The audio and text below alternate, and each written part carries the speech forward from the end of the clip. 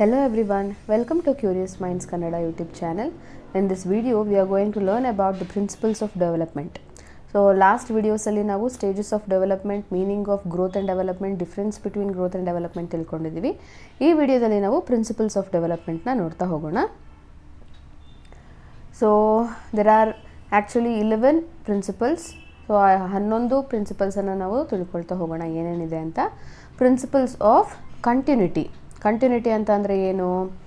ಅದು ಹುಟ್ಟಿದಾಗಿಂದ ಸಾಯೋವರೆಗೂ ಡೆವಲಪ್ಮೆಂಟ್ ಏನಾಗ್ತಾ ಇರುತ್ತೆ, ಕಂಟಿನ್ಯೂ ಆಗ್ತಾನೆ ಇರುತ್ತೆ. ಯಾವುದೋ ಒಂದು ವಯಸ್ಸಿಗಾಗಲಿ ಅಥವಾ ಏಜ್ಗಾಗಲಿ ಅದು ಸ್ಟಾಪ್ ಆಗಲ್ಲ ಅಂತ ಅರ್ಥ. Development always follows continuity, continue ಆಗ್ತಾನೆ ಇರುತ್ತೆ.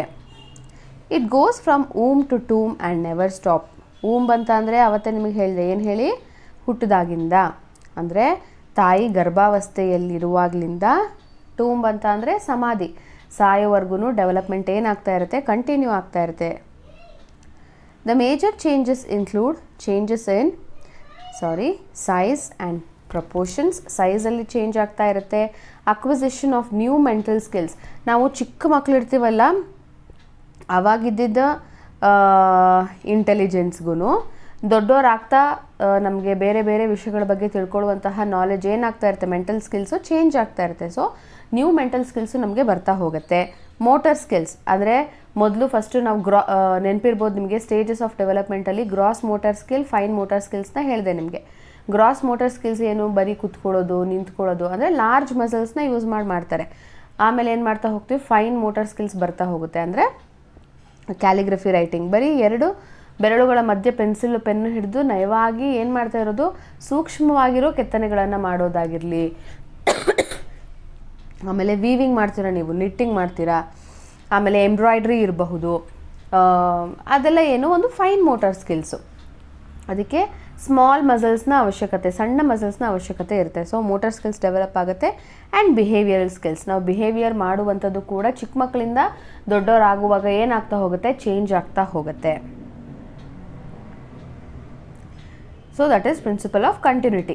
Second principle of proceeding from general to specific. ಯಾವಾಗಲೂ ಕೂಡ ಡೆವಲಪ್ಮೆಂಟ್ ಹೇಗಾಗುತ್ತೆ ಅಂತ ಜನರಲಿಂದ ಸ್ಪೆಸಿಫಿಕ್ ಕಡೆಗೆ ಅದು ಡೆವಲಪ್ಮೆಂಟ್ ಆಗ್ತಾ ಹೋಗುತ್ತೆ. Individual exhibits general response at first, then learn to show specific and code directed responses later. So first ಏನಾಗಿರುತ್ತೆ, ಅವ್ರ ರೆಸ್ಪಾನ್ಸು ಜನರಲ್ ಆಗಿರುತ್ತೆ, ಆಯಿತಾ. ಆಮೇಲೆ ಏನಾಗ್ತಾ ಹೋಗುತ್ತೆ, ಗೋಲ್ ಓರಿಯೆಂಟೆಡ್ ಬಿಹೇವಿಯರ್ ಆಗ್ತಾ ಹೋಗುತ್ತೆ. ಇವಾಗ ಫಾರ್ ಎಕ್ಸಾಂಪಲ್ಲು ಒಂದಿಷ್ಟು ಆಟ ಸಾಮಾನುಗಳನ್ನು ನೀವು ಚೆಲ್ಬಿಡಿ, ಸರಿನಾ. ಮಕ್ಕಳಿಗೆ ಗೊತ್ತಾಗೋದಿಲ್ಲ ಯಾವ್ದು ತೊಗೋಬೇಕು ಅಂತ, ಯಾವುದೋ ಒಂದು ಹೋಗಿ ಎತ್ಕೊಳ್ತಾರೆ.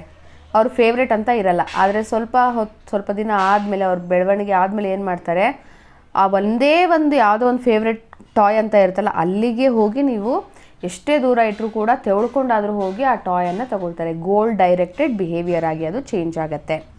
ಎಕ್ಸಾಂಪಲ್ ನೋಡಿ, new Born baby uses whole body while he or she cries. General ಆಗಿ, ಸರಿನಾ. ಇವಾಗ ಚಿಕ್ಕ ಮಗು ಅಳ್ತಾ ಇದೆ ಅಂತಂದರೆ ಕೈ ಕಾಲು ಬಡ್ಕೊಂಡು ನೆಲದ ಮೇಲೆ ಉಳ್ಳಾಡಿ ಅಳತ್ತೆ ಅಲ್ವಾ, ಅದು ಜನರಲ್, ಹೋಲ್ ಬಾಡಿಯನ್ನು ಯೂಸ್ ಮಾಡ್ಕೊಳ್ತಾ ಇದೆ. ಆದರೆ ನಾವು ದೊಡ್ಡವ್ರು ಆಗ್ತಾ ಆಮೇಲೆ ಇವಾಗ ಫಾರ್ ಎಕ್ಸಾಂಪಲ್ ಸ್ಕೂಲಲ್ಲಿ ನೋಡಿ, ಮಕ್ಕಳು ಆ ಥರ ಬಿದ್ದು ಒದ್ದಾಡಲ್ಲ, ಸುಮ್ಮನೆ ಒಂದು ಕಡೆ ಕೂತ್ಕೊಂಡು ಜೋರಾಗೆ ಅಳುತ್ತೆ, ಅಂದರೆ ಎಲ್ರಿಗೂ ಗೊತ್ತಾಗುತ್ತೆ. ಆದರೆ ದೊಡ್ಡವ್ರು ಆಗ್ತಾ ನಾವೇನು ಮಾಡ್ತೀವಿ, ಸ್ಪೆಸಿಫಿಕ್ ಅಂದರೆ ಒಂದೇ ಜಾಗದಲ್ಲಿ ಕೂತ್ಕೊಂಡು ಯಾರಿಗೂ ಗೊತ್ತಾಗಬಾರ್ದು, ಆ ಥರ ನಮ್ಮ ಒಳಗಡೆ ನಾವು ಅಳ್ತೀವಿ, ಕರೆಕ್ಟ್ ಅಲ್ವಾ. ಸೊ ಫಸ್ಟು ಜನರಲ್ ಆಗಿ ಹೋಲ್ ಬಾಡಿನ ಯೂಸ್ ಮಾಡ್ತಾ ಇದ್ದಂತಹವರು ನಾವೇನು ಮಾಡ್ತಾ ಇದ್ದೀವಿ, ಡೆವಲಪ್ಮೆಂಟು ಸ್ಪೆಸಿಫಿಕ್. ಅಳೋದು ಅಂದರೆ ನಮಗೆ ಗೊತ್ತು, ಏನು ಈ ಥರ ಹೊರಳಾಡೋ ಅವಶ್ಯಕತೆ ಎಲ್ಲ ಇಲ್ಲ ಅಂತ. So general to specific development ಬೆಳೀತಾ ಹೋಗುತ್ತೆ. Then third principle of individual differences. ಅಂದರೆ ಒಬ್ಬರ ಥರನೇ ಇನ್ನೊಬ್ಬರು ಡೆವಲಪ್ಮೆಂಟಲ್ಲಿ, ಇಂಡಿವಿಜುವಲಿಟಿಯಲ್ಲಿ ಇರೋದಕ್ಕೆ ಸಾಧ್ಯ ಇಲ್ಲ. ಏನಾದರೂ ಆಗಲಿ ಚೇಂಜಸ್ ಇದ್ದೇ ಇರುತ್ತೆ, ಕರೆಕ್ಟ್ ಅಲ್ವಾ. The interaction between heredity and environmental leads to individual difference in the developmental pattern. ನೀವು ಆಲ್ರೆಡಿ ಹೆರಿಡಿಟಿ ಆ್ಯಂಡ್ ಎನ್ವೈರನ್ಮೆಂಟ್ ಬಗ್ಗೆ ನೋಡಿದ್ದೀರಾ. ಹೆರಿಡಿಟಿ ಅಂದರೆ ನಿಮ್ಮ ಜೀನ್ಸು ಒಂದು ಜನ್ರೇಷನಿಂದ ಇನ್ನೊಂದು ಜನ್ರೇಷನ್ಗೆ ನಿಮಗೆ ಪಾಸ್ ಆಗೋದು. ಎನ್ವೈರನ್ಮೆಂಟ್ ಅಂದರೆ ನಿಮ್ಮ ಸುತ್ತಮುತ್ತ ಇರುವಂತಹ ಪರಿಸರ. ಇವೆರಡರಿಂದ ಕೂಡ ಇಂಡಿವಿಜುವಲ್ಸ್ ಮಧ್ಯೆ ಏನಾಗ್ತಾ ಹೋಗುತ್ತೆ, ಡಿಫ್ರೆನ್ಸಸ್ ಇರ್ತಾ ಹೋಗುತ್ತೆ. These differences are caused by jeans, One inherits an environment and conditions like food, medicinal facilities, psychological conditions and learning opportunities. Jeans ಅಷ್ಟೇ ಅಲ್ಲದೇನೆ ನಮ್ಮ ಸುತ್ತಮುತ್ತ ಸಿಗುವಂತಹ ಎಜುಕೇಷನ್ ಇರಬಹುದು, ಆಮೇಲೆ ನಮ್ಮ ಅಕ್ಕಪಕ್ಕದ ಮನೆ ಅವರಿರಬಹುದು, ನಮಗೆ ಸಿಗುವಂತಹ ಮೆಡಿಸಿನಲ್ ಫೆಸಿಲಿಟಿ ಕೂಡ ಇದಕ್ಕೆ ಇಂಡಿವಿಜುವಲ್ ಡಿಫ್ರೆನ್ಸಸ್ಗೆ ಕಾರಣ ಆಗ್ತಾ ಹೋಗುತ್ತೆ. Even twin children are different from each other. ನೀವು ಹೇಳ್ಬೋದು ಅವಳಿ ಜವಳಿ ಅಂತೀವಲ್ವ, ಅದು ಟ್ವಿನ್ ಚಿಲ್ಡ್ರನ್ ಅಂತ. ಅವರು ಕೂಡ ಏನಾಗ್ತಾ ಹೋಗ್ತಾರೆ, ಒಬ್ಬರ ಥರ ಒಬ್ಬರು ಡೆವಲಪ್ಮೆಂಟಲ್ಲಿ ಡಿಫ್ರೆನ್ಸಸ್ಸನ್ನು ನೋಡ್ತಾ ಹೋಗ್ತಾರೆ. Maybe some twin children may look same, ಆದರೆ ಅವರಲ್ಲೂ ಕೂಡ ಬದಲಾವಣೆಗಳು, ಇಂಡಿವಿಜುವಲ್ ಡಿಫ್ರೆನ್ಸು ಇದ್ದೇ ಇರುತ್ತೆ. ಇಂಡಿವಿಜುವಲ್ ಡಿಫ್ರೆನ್ಸ್ ಅಂದರೆ ಏನೂ ಅಲ್ಲ, ಒಬ್ಬರ ಥರ ಇನ್ನೊಬ್ಬರು ಸೇಮ್ ಹಾಗೆ ಬಿಹೇವಿಯರು ಅದೆಲ್ಲ ಇರೋದಕ್ಕೆ ಸಾಧ್ಯ ಇಲ್ಲ ಅಂತ ಅರ್ಥ ಅಷ್ಟೇ. ಐಡೆಂಟಿಕಲ್ ಆ್ಯಂಡ್ ಫ್ರೆಟರ್ನಲ್ ಟ್ವಿನ್ಸ್ ಅಂದರೆ ಏನು ನೋಡೋಣ. Identical twins develop from one ovum, ಒಂದೇ ಎಗ್, ಒಂದೇ ಓವಮಿಂದ ಅವರು ಡೆವಲಪ್ ಆಗ್ತಾರೆ. Identical twins resemble each other, ಒಂದೇ ಥರ ಕಾಣಿಸ್ತಾರೆ. ರಿಸೆಂಬಲ್ ಈಚ್ ಅದರ್ ಅಂದರೆ ಒಂದೇ ಥರ ಕಾಣಿಸೋದು. And are always the same sex, ಅಂದರೆ ಒಂದೇ ಲಿಂಗ, ಅಂದರೆ ಗಂಡಾಗಿದ್ದರೆ ಇಬ್ಬರು ಕೂಡ ಬಾಯ್ ಬೇಬಿನೇ ಆಗಿರ್ತಾರೆ, ಹೆಣ್ಣಾಗಿದ್ದರೆ ಎರಡು ಮಕ್ಕಳು ಕೂಡ ಗರ್ಲ್ ಬೇಬೀಸೇ ಆಗಿರ್ತಾರೆ. So sex will be the same while having almost same interest. Identical twins ಒಂದೇ ಓವಮಿಂದ ಅವರು ಡೆವಲಪ್ ಆಗಿರೋದ್ರಿಂದ ಒಂದೇ ಥರ ಕಾಣಿಸ್ತಾರೆ, ಒಂದೇ ಥರ ಸೆಕ್ಸ್ ಇರುತ್ತೆ, ಹಾಗೆಯೇ ಇಂಟ್ರೆಸ್ಟ್ ಕೂಡ ಆಲ್ಮೋಸ್ಟು ಸೇಮ್ ಇರುತ್ತೆ ಅವರಿಗೆ. ಯಾರಿಗೆ? ಐಡೆಂಟಿಕಲ್ ಟ್ವಿನ್ಸ್ಗೆ. ಅದೇ ಫ್ರೆಟರ್ನಲ್ ಟ್ವಿನ್ಸ್ ತಗೊಂಡ್ರೆ they germinate from 2 separate ova, ಅಂದರೆ 2 ಎಗ್ ಇರುತ್ತೆ, ಸರಿನಾ? The fraternal twins are mostly of the same sex, just brothers, but they can be of different sex. ಅಂದರೆ ಒಂದೇ ಥರದ ಲಿಂಗ ಇರಬಹುದು ಅಥವಾ ಬೇರೆ ಬೇರೆ ಲಿಂಗ ಕೂಡ ಇರ್ಬೋದು. ಅಂದರೆ ಒಂದು ಗಂಡು ಒಂದು ಹೆಣ್ಣು ಹುಟ್ಟಿರುತ್ತೆ ಅಂತ ಅಂದ್ಕೊಳ್ಳಿ, ಟ್ವಿನ್ಸ್ ಅವಳಿ ಜವಳಿ. ಆವಾಗ ಅವರು ಯಾವ ಟ್ವಿನ್ಸ್ ಆಗಿರ್ತಾರೆ? ಫ್ರೆಟರ್ನಲ್ ಟ್ವಿನ್ಸ್ ಆಗಿರ್ತಾರೆ. ಗಂಡು ಹುಟ್ಟಿದರೆ ಅವರು ಐಡೆಂಟಿಕಲ್ ಟ್ವಿನ್ಸು ಆಗಿರಬಹುದು, ಕೆಲವೊಂದು ಸತಿ ಫ್ರೆಟರ್ನಲ್ ಟ್ವಿನ್ಸ್ ಕೂಡ ಅವರು ಆಗಿರಬಹುದು. Fine. So fourth principle of development is principle of uniform pattern. The process of development has uniformity and few individual difference. Uniformity ಅಂತ ಅಂದರೆ ಏನಪ್ಪ? ಯಾವುದೇ ಆಗಲಿ ಡೆವಲಪ್ಮೆಂಟ್ ಎಲ್ಲರಲ್ಲೂ ಕೂಡ ಒಂದೇ ಥರ ಇರುತ್ತೆ, ಆಯಿತಾ? ಫಾರ್ ಎಕ್ಸಾಂಪಲ್, ಇಂಡಿಯಾದಲ್ಲಿ ಹುಟ್ಟಿರುವಂತಹ ಮಗು ಫಸ್ಟು ತಲೆ ನಿಂತ್ಕೊಳ್ಳುತ್ತೆ, ಆಮೇಲೆ ಕುತ್ಕೊಳ್ಳೋದಕ್ಕೆ ಕಲಿಯುತ್ತೆ, ಕರೆಕ್ಟಾ? ನಿಧಾನಕ್ಕೆ ಅಂಬೆಗಾಲಿಡುತ್ತೆ, ನಿಂತ್ಕೊಳ್ಳುತ್ತೆ, ನಡೆಯುತ್ತೆ, ಆಮೇಲೆ ಓಡುತ್ತೆ, ಕರೆಕ್ಟಾ? ದೆನ್ US ಅಲ್ಲಿ ಹುಟ್ಟೋ ಮಗು ಕೂಡ ಇದೇ ಡೆವಲಪ್ಮೆಂಟ್ ಯೂನಿಫಾರ್ಮಿಟಿ ಇರುತ್ತಲ್ವ? ಅದೇನಾದ್ರೂ ಹುಟ್ಟಿದ ತಕ್ಷಣ ಓಡ್ಬಿಡುತ್ತಾ? ಅಥವಾ ಕುತ್ಕೊಳ್ಳೋದಕ್ಕೆ ಕಲ್ತಿದ ತಕ್ಷಣ ರನ್ನಿಂಗ್ ರೇಸಲ್ಲಿ ಓಡ್ಬಿಡುತ್ತಾ? No, correct. The development is uniform. ಅದು ಎಲ್ಲೇ ಹುಟ್ಟಿರಲಿ, ಯಾವುದೇ ಜಾಗ ಆಗಿರಲಿ, ಯಾವುದೇ ಟೈಮ್ ಆಗಿರಲಿ, ಅದು ಸ್ಟೇಜ್ ಬೈ ಸ್ಟೇಜ್ ಯೂನಿಫಾರ್ಮ್ ಆಗಿ ಹೋಗೋದು, ಒಂದಾದ್ಮೇಲೆ ಒಂದು ಯೂನಿಫಾರ್ಮಿಟಿಯಲ್ಲಿ ಇರುತ್ತೆ. Uniformity shows up in aspects like development of body and language in children. The development starts from head, correct ಅಲ್ವಾ? ಫಸ್ಟು ತಲೆಯಿಂದನೇ ಡೆವಲಪ್ಮೆಂಟ್ ಸ್ಟಾರ್ಟ್ ಆಗೋದು. So the milk teeth falls, ಅದಕ್ಕೋಸ್ಕರನೇ ನಮ್ಮ ಹಲ್ಲು ಮಿಲ್ಕ್ ಟೀತ್ ಅಂತೀವಲ್ವ ಚಿಕ್ಕ ಮಕ್ಕಳಲ್ಲಿ, ಅದೇ ಫಸ್ಟು ಬೀಳೋದು. Hence the development of particular species have definite uniform pattern. Fifth principle of direction. ಇದು ಇಂಪಾರ್ಟೆಂಟು, ತುಂಬ ಸತಿ ಇದರಿಂದನೇ ಕ್ವಶನ್ಸ್ ಬಂದಿದೆ. The rate of development may vary in different children.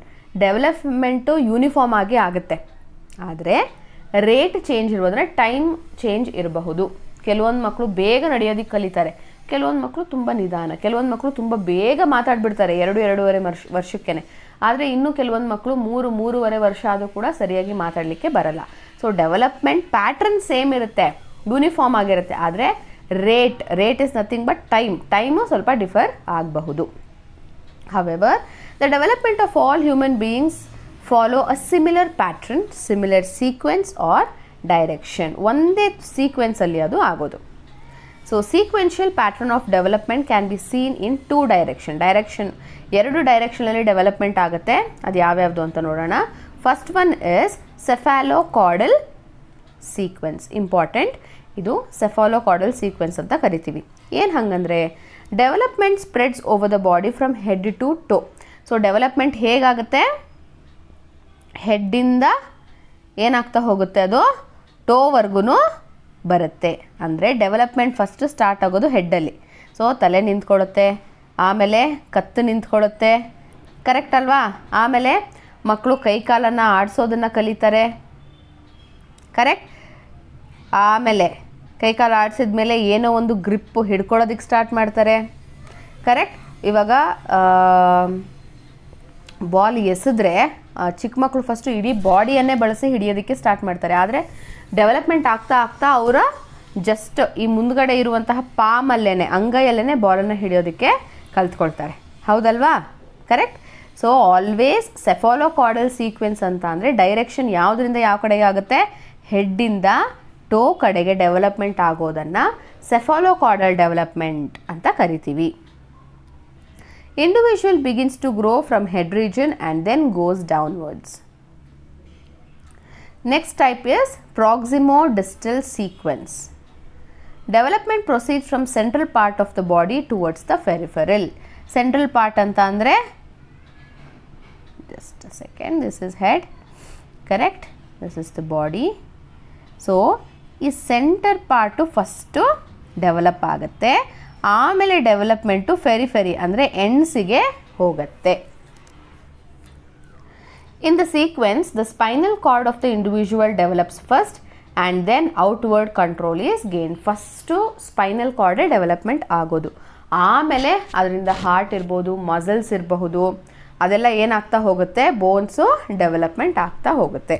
So ಸೆಫಾಲೋಕಾರ್ಡಲ್ ಅಂತ ಅಂದರೆ ಹೆಡ್ ಟು ಟೋ, ಪ್ರಾಕ್ಸಿಮೋಡಿಸ್ಟಲ್ ಅಂದರೆ ಸೆಂಟರ್ ಟು ಫೆರಿಫೆರಲ್. ಇಷ್ಟನ್ನು ನೀವು ನೆನ್ಪಿಟ್ಕೋಬೇಕು. Babies cut their front teeth before they cut their side ones. See first ನಿಮಗೆ ಈಸಿಯೆಸ್ಟ್ ಎಕ್ಸಾಂಪಲ್ ಅಂತ ಅಂದರೆ ಮಧ್ಯದಿಂದನೇ ಸ್ಟಾರ್ಟ್ ಆಗುತ್ತೆ ಅನ್ನೋದಕ್ಕೆ ಫಸ್ಟು 2 ಮುಂದಿನ ಹಲ್ಲೇ ಬೀಳೋದು, ಆಮೇಲೆ ಸೈಡಲ್ಲಿರೋ ಹಲ್ಲು ಬೀಳುತ್ತೆ, correct? So centre part will grow first and then the periphery, side one. Spinal cord develop first and then it gains the fine motor skills. Sixth principle, principle of integration. We know that development proceeds from general to specific or from whole to parts. This already ನಿಮಗೆ ಗೊತ್ತಿದೆ. It is also seen that specific responses are combined in later process of development.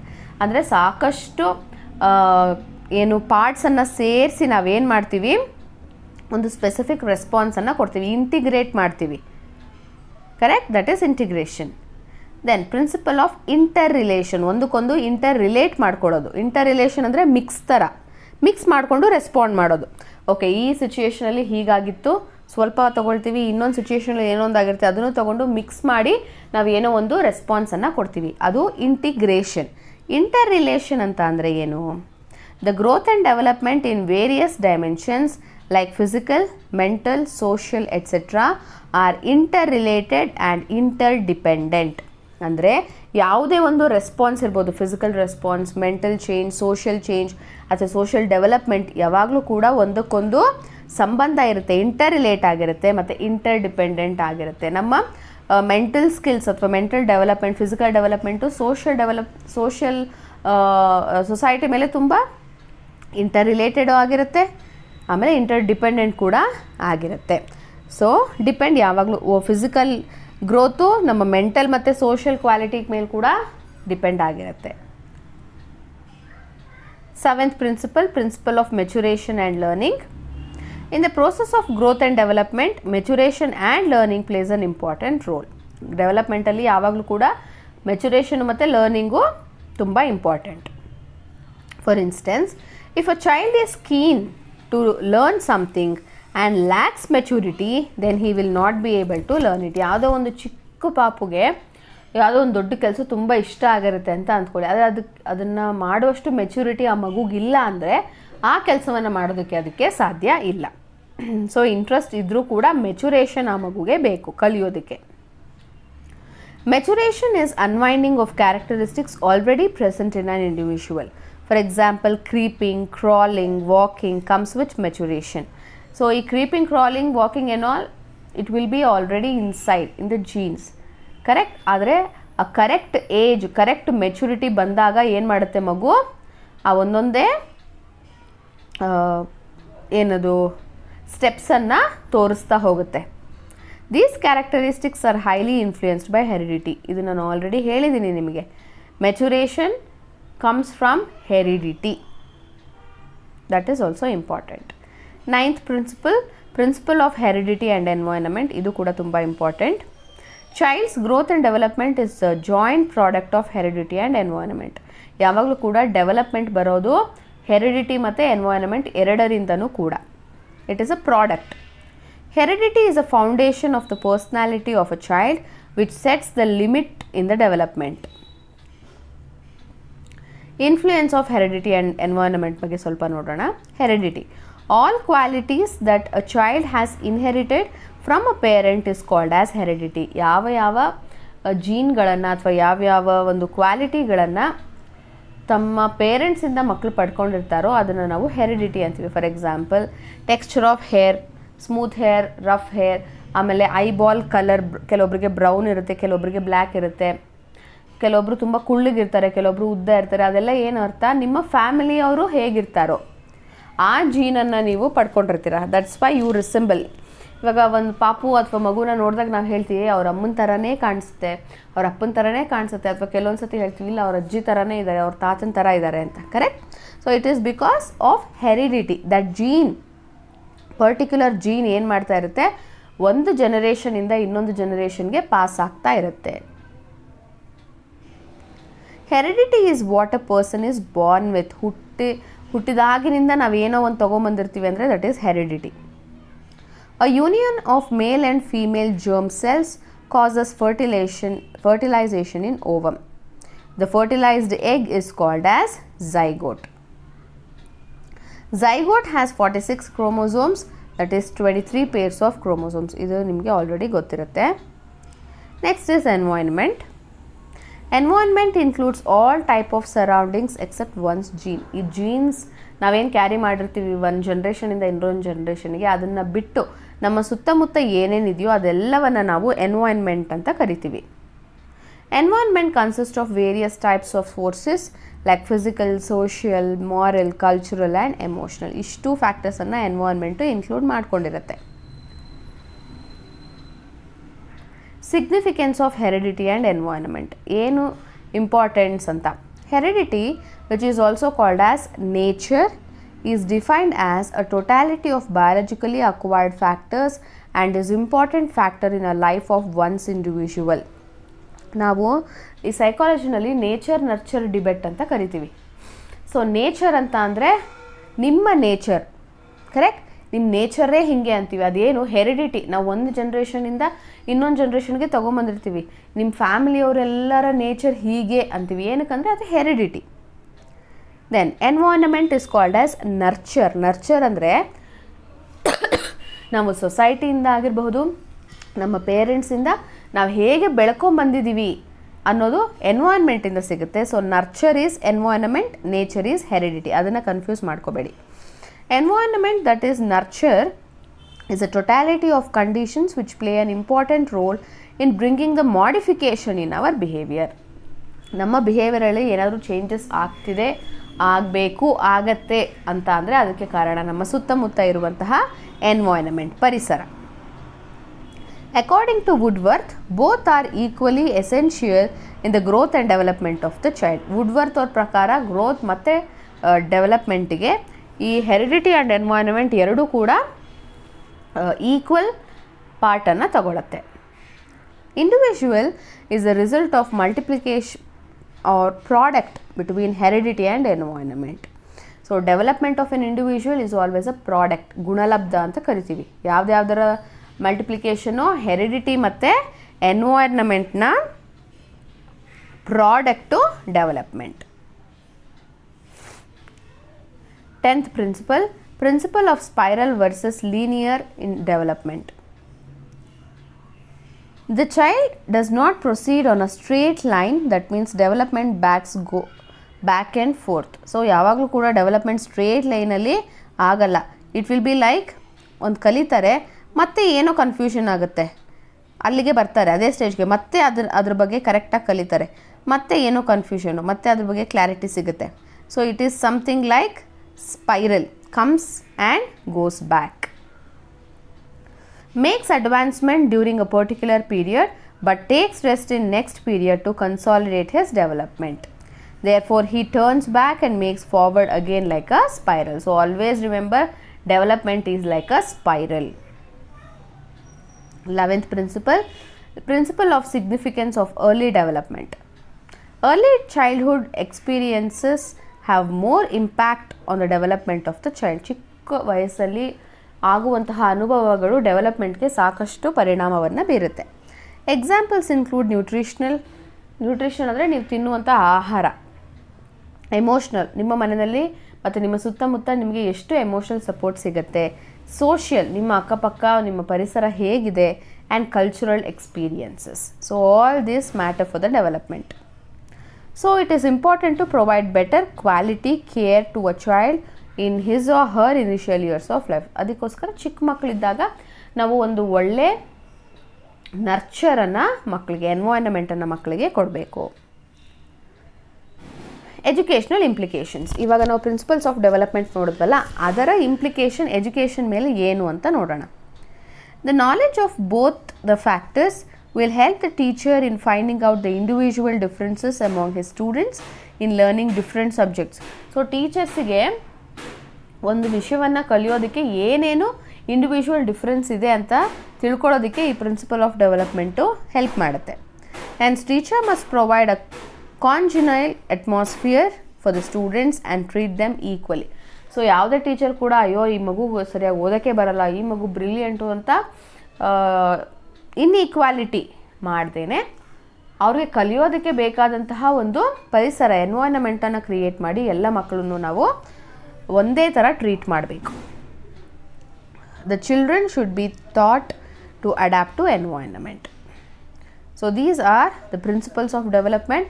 So next ವಿಡಿಯೋದಲ್ಲಿ ನಾವು growth and development stages ಮತ್ತು meaning, principle ಇದಿಷ್ಟನ್ನು ಇರುವಂತಹ ಕೆಲವೊಂದು question ಆನ್ಸರ್ಸನ್ನು ಮಾಡೋಣ. I hope that will be very interesting and ಅದು ನಿಮಗೆ ಎಕ್ಸಾಮ್ಗೆ ತುಂಬ ಹೆಲ್ಪ್ ಆಗುತ್ತೆ by solving the question and answers. I hope this video is helpful for you all. If yes, please like this video, share it, and please subscribe our channel. Thank you.